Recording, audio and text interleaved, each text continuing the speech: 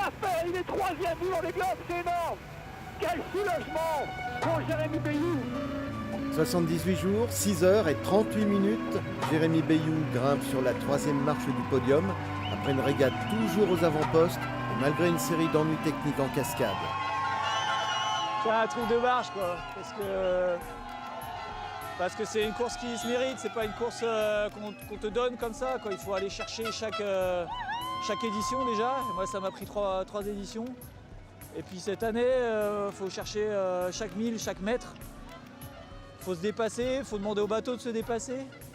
Quand tu arrives au bout, c'est difficile de décrire comme ça, mais c'est une émotion immense.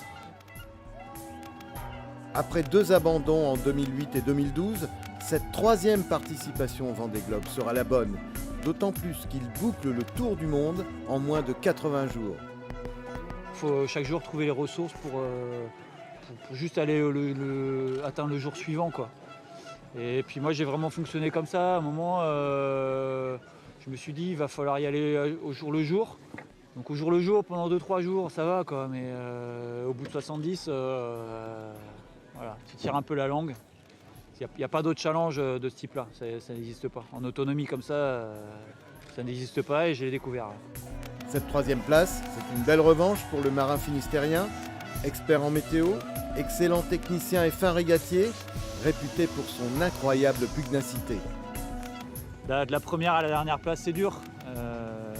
Chacun son challenge. Mais voilà, d'essayer d'être dans la performance, d'essayer de lutter contre un Armel Lecléache, contre un Alex Thompson, c'est un gros challenge.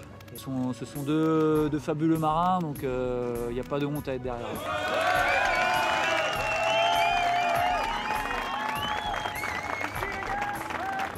Voilà, dans l'ordre d'un podium, il y a Armel Lecléache au milieu.